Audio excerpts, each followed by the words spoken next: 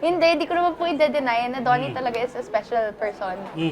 Ano talaga, he's not just a blessing to me, but a blessing to our supporters too. Talagang sobrang husay niya, and you know, he's the type of guy na he's always gonna be there for you. He's gonna support you no matter what.